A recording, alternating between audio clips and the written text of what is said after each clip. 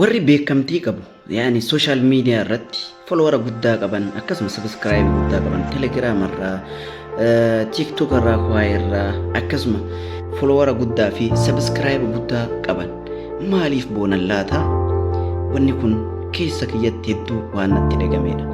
Isaan tarii guyyama jalqaba social media irra bayan guyyama takkaan 100 argatan moo takkaan deemanii as gaalaata obboleessa kiyya obboleettiiti warri amma social media irra baatee social media irratti nama kana social media irra jalqabaaf dhufte hin ifatin hin aarinis maaliif warroonni har'a sadarkaa kan arganii follower guddaa qaban ni boona waan ta'eef akka isaanii san follower guddaa san hin hawwini follower xiqqaa qabdu tana keeyrii keessatti dalagi sababiin isaa isaan follower 100,000 fi achi ol yookiin miliyoona 1 fi achi ol warri qaban namni isaan deebisaniif nama 5 10 20 garuu obboleeyyan keenya warroonni isaaniif godhan sun shayxaana ta'aniiti yookiin jinnii ta'aniiti namuma akka isaaniiti.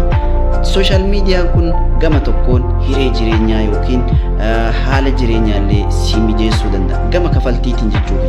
Kanaaf obboleessa kiyya yaa obboleettiiti warras follower guddaa qabaatee namaaf follow 10 5 20 namaaf deebisu san hin hawwin sababbiin isaa isaan balbala khayrii ufiif hawwanii namaaf balbala khayrii hin hawwin.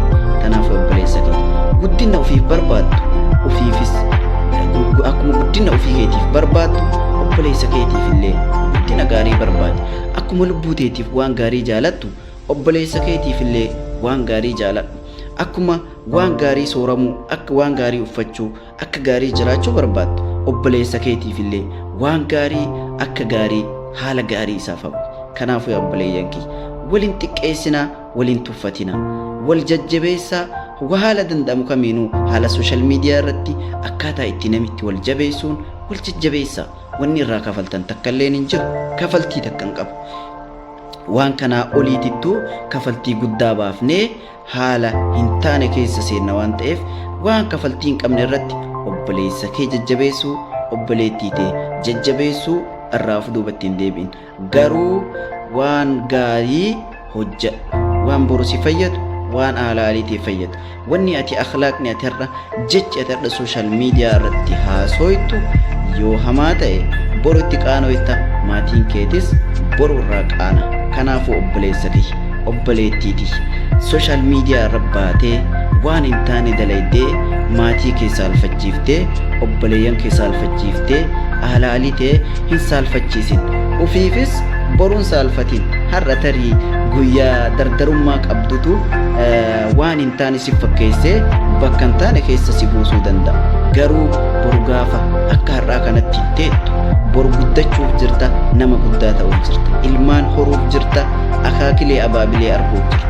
Social media irra wanni ati maxxansite yoo of biraallee gubde gubachuu hin danda'u namoota adda addaa bira jiraata waan ta'eef boru itti qaanfachuu irra har'uma waan dalaydu itti yaadi karoorsii waan dubbattu waan dalaydu waan boru itti sin qaaneessine boru ittiin saalfanne dalage obboleessa kiyya yaa obboleettiiti keessattuu obboleeyyan teenna obboleeyyan shamarranii waan hamaa waan boru itti qaanoftan waan ilmi keessan boru itti sin qaaneessu gosti keessan boru itti sin qaaneessu amantii keessan irraa waan isin irraa hin eeggamne shamarri keessattuu safuun isaanii safuu akkaan hamaati akka uffata huccuu adiiti wanna xiqqootu yoo irra bu'e isaan gurraachessa. Kanaafuu obboleeyyan tiyya shamaraa obboleessa kiyya kadhiiraa obboleettii tee irratti hamayyaadin obboleettii tee irratti xurii hin dibin obboleettii tee cilii hin dibin atis bar obboleettii tee meeqatu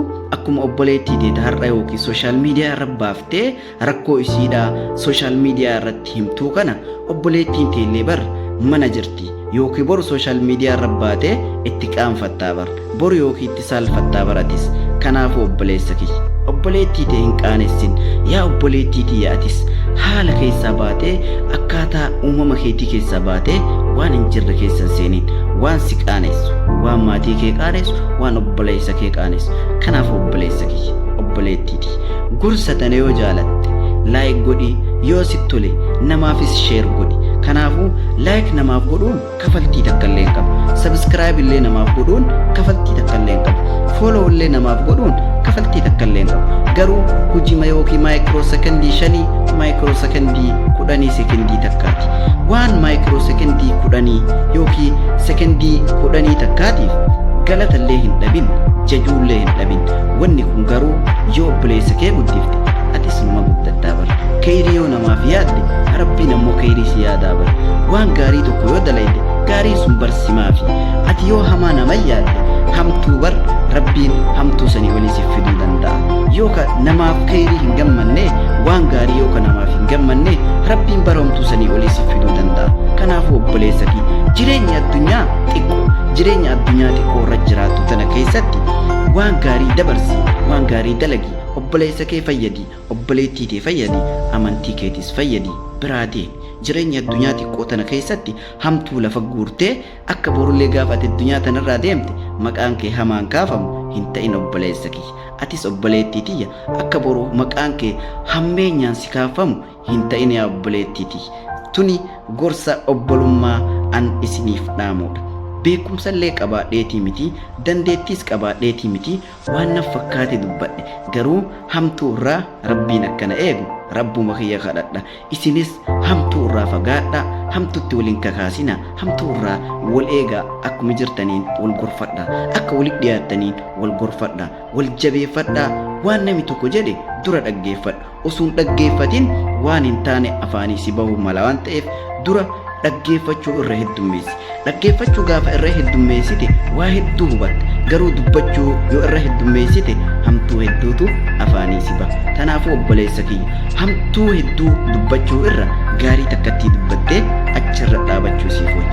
Hedduu haasoftee waa hedduu haasa'uu irra waa takkatti dubbattee san waan qiimaa qabu yoo dubbatteetu irra siif gaarii. Atillee boru ittiin kagalataa taata. Namillee irraa barata jechuudha. Yaa obboleessa kiyya, yaa obboleettii kiyya, zabana bade keessatti ati hin badin, zabana hammaate keessatti ati nama hamaa hin ta'in. Kanaafuu jechama zabana re'eetitti hoolaan ta'in jedhamu jiraa mitiire. Kanaafuu yaa obboleessa kiyya, yaa obboleettii kiyya, bara fakkaadhatti waan hamaa hin fakkaatin, bara fakkaadhatti waan hamaa keessa seentee hammeenyaan bara maraa hammeenyaan maqaan kee sin kaafama. Kanaafuu obboleettii galatoomaa ulfaadhaa, hedduun isin jaaladha, hedduun isin kabaja. Oromoo nama ta'e nama amantii kiyya qabu keessattuu hedduun jaaladha, hedduun kabajaan. Nama amantii biraa qabu hin kabaju jechuu kootii miti. Nama dhala namaa ta'e kamiifuu kabajaa guddaan qabaaf, iddoo guddaan qabaaf. Kanaaf obboleeyyan ta'e bakka jirutti ogummaa qabnuun, dandeettii qabnuun wal qarqaarree, wal kabajnee jaalalaan waliin haa jiraannu. Maqaan badaan haala badaan nun kaafamin, maqaa gaarii waan gaarii dalag, maqaan